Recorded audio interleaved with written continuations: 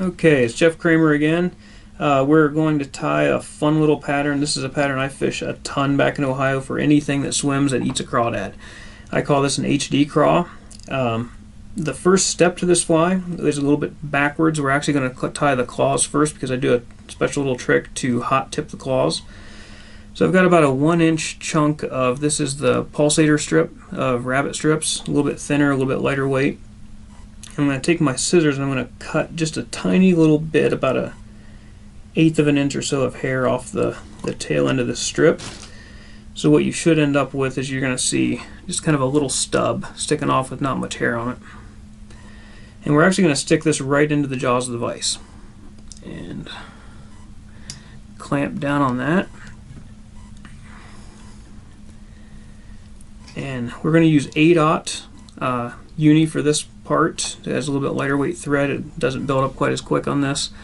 If you look, this rabbit strip is pretty flimsy when you push back and forth on it right now, but once you give a couple wraps of thread, if you start your thread real close to the tips of the jaws, right here, and you give a couple good tight turns on this, you'll see now you trim out your excess thread.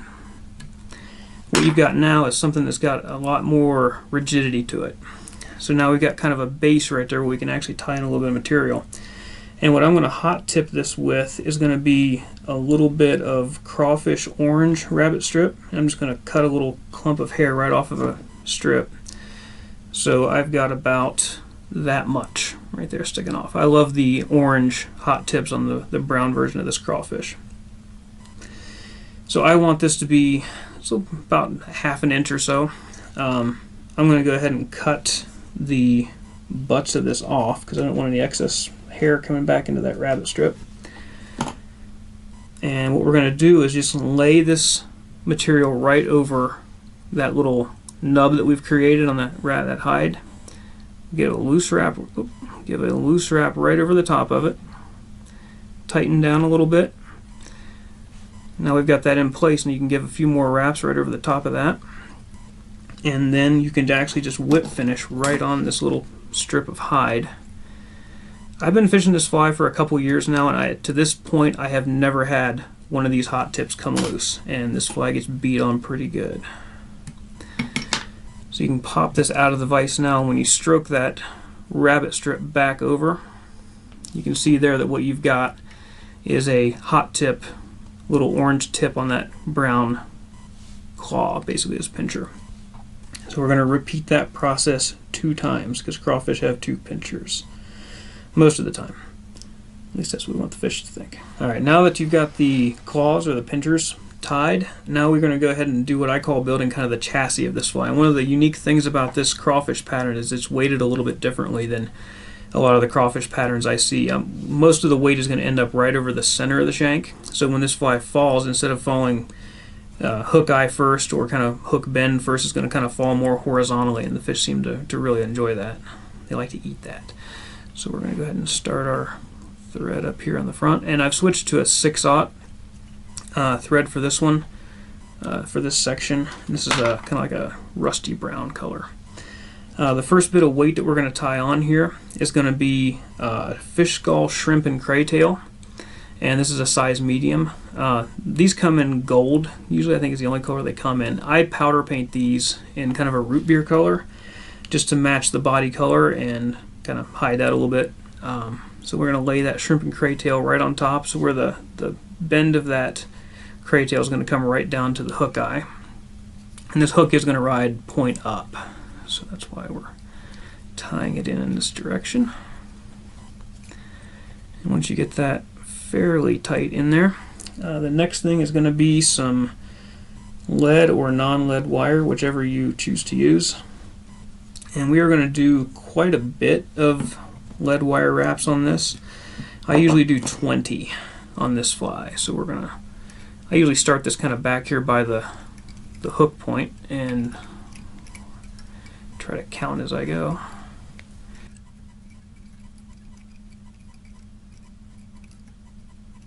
If these wraps aren't perfectly tight, it doesn't matter because I'm going to wedge this up against that shrimp and craytail in just a second anyway.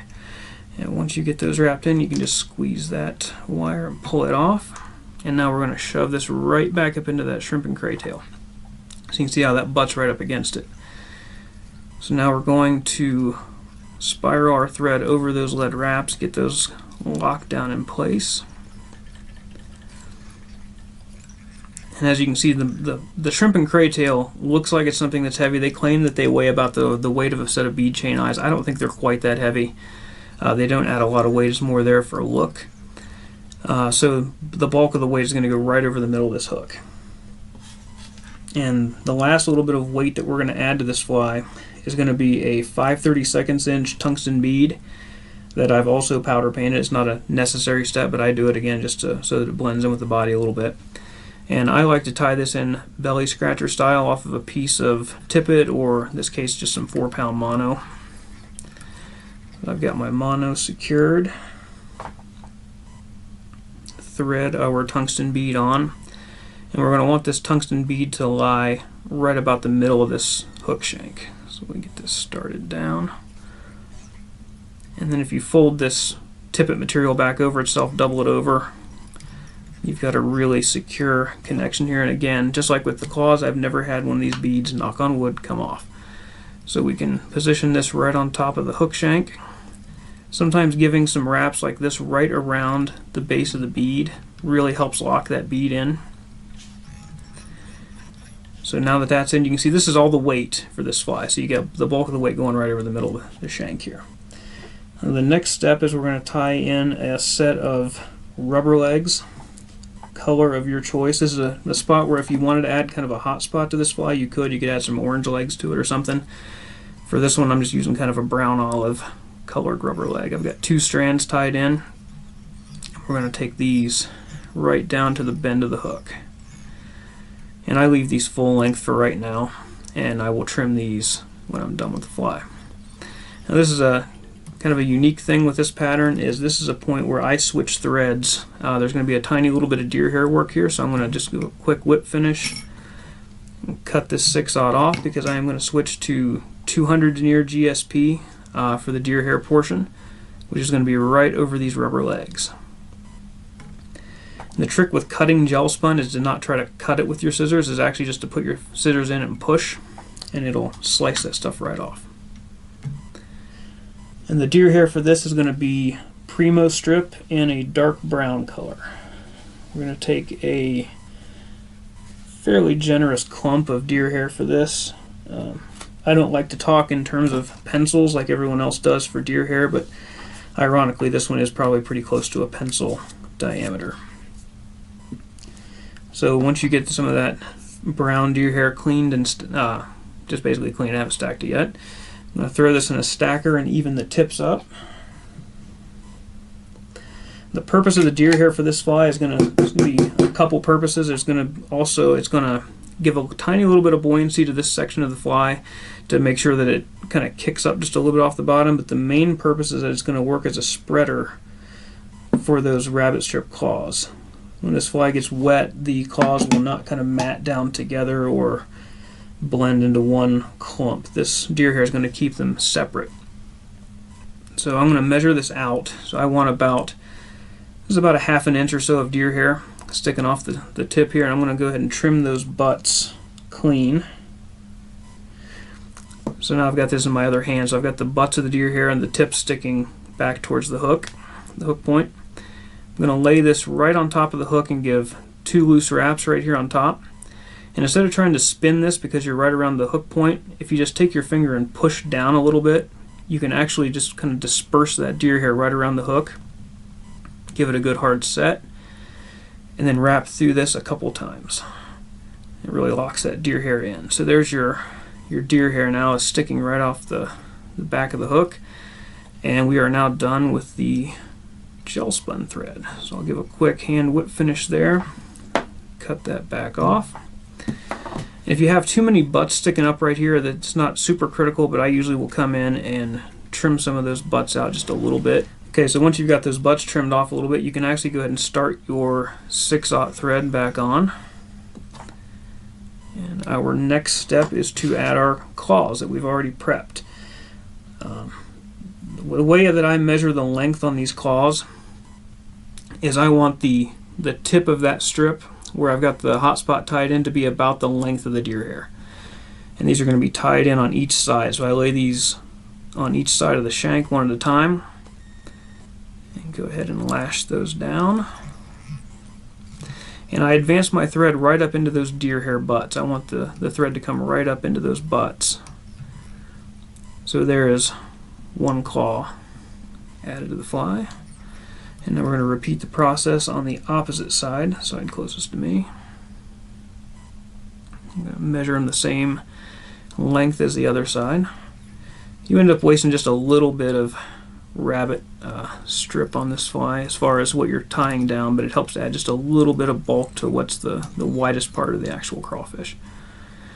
So once you've got that tied in, you can see now we've got our claws on each side. And our next step is to add our shellback. And for the shellback on this, I use skinny skin in a mottled brown color. And I don't cut this quite as thick as you might think, or it's quite as wide. I don't go like a full hook gap wide. This strip for a size 6 hook, this is the, I don't know if I mentioned, this is the Daiichi 1730, is just about half of the hook gap. And we're going to tie this with the shiny side down right here on top of the hook. And this is actually the trickiest part of this fly, is just getting the shellback secured working around the hook point. And once you get that locked down, you can advance your thread right back to just under the hook point, or under the barb, I'm sorry. So now that that is in, we're going to tie in our dubbing brush. This is another fly that you can use either a dubbing brush or a dubbing loop on. The material that's going to form the body of this is the ice blue brown diamond dub. You can do it in a dubbing loop. I did it in dubbing loops for years. They work. They're just a little bit slower. I do a dubbing brush of just the straight ice blue brown diamond dub. This just makes this pattern, this process go a lot quicker for this fly. So I'm going to tie in my brush right here on the top of the hook. Again, use my old scissors to cut out that wire. Don't use your good scissors for that, or they will become your bad scissors in a hurry. Okay, and I like to tie in my ribbing, which is, for this fly I'm going to use just the same 4-pound mono that I used for the bead attachment. Instead of tying this in all the way back here by where the brush is going to start, I actually tie this in about halfway in between the bead and the brush. So if you pull it up, it's a hair further than half, because I want the first couple of wraps of this dubbing brush, I want it to be before that ribbing starts. It makes that first section of ribbed body just a little bit bigger. So we're going to go ahead and wrap our dubbing brush forward fairly tight. And if you mat down too much of the diamond dub, don't worry, because we are going to pick that out in just a minute. So you can see there I've got 2 full wraps in front of the ribbing material. You want to make sure you get plenty of diamond dub right here in front of the bead to help hide that bead. And then we're going to go around front of the bead, right up over the shrimp and cray tail, right up to the eye of the fly. And once I get it to this point, I'll go ahead and tie off my brush. Come in with my old scissors and trim out the excess brush. Okay, and we're going to rotate the fly over, so this is how it's going to ride in the water. And I'm going to go ahead and stretch that the thin skin over the hook and lash that down right behind the hook eye. You fold that tag up and give a couple more wraps in front of it just to make sure it's good and tight. And then we'll come in and trim out the excess shell back. Now the next step, we're going to go ahead and rib this, and we want to make sure that we do not mat down too much of the dubbing right onto the top of the shell back. I like to keep the shell back kind of clean. So as I wrap this this ribbing forward, I kind of pull down on the dubbing just to make sure that it doesn't get wrapped right up onto the top. So we get 2 segments on the hook point side of the bead, and usually 2 segments on the front side. We'll advance our ribbing up through, and then again we're going to tie off right here behind the hook eye.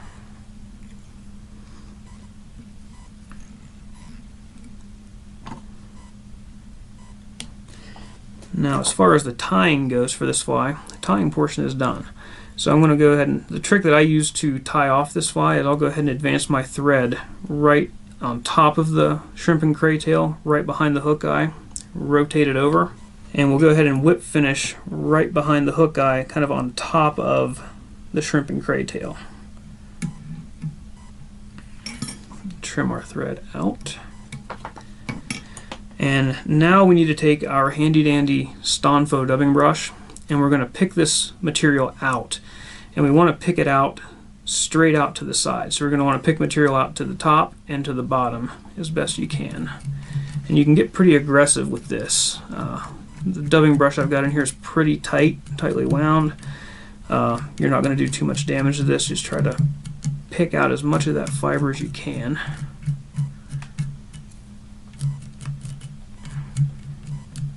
So what you should end up with is seeing your dubbing sticking pretty much straight out to the sides. And we're going to go ahead and make a couple of cuts here. The first cut that I like to make is to come straight in on top of the shrimp and cray tail and come more or less straight back, just like that. And we're going to do the same on both sides. Sometimes you'll end up with a little bit of fiber sticking off the bottom. And to give it just a little bit more of a natural taper, I like to come in from the opposite side down this direction and trim just a little bit of that material out to give it just a little bit of a taper coming towards that shrimp and cray tail. Just like that. And then the last step is just to trim your rubber legs. You can keep the rubber legs as long as you want on this fly.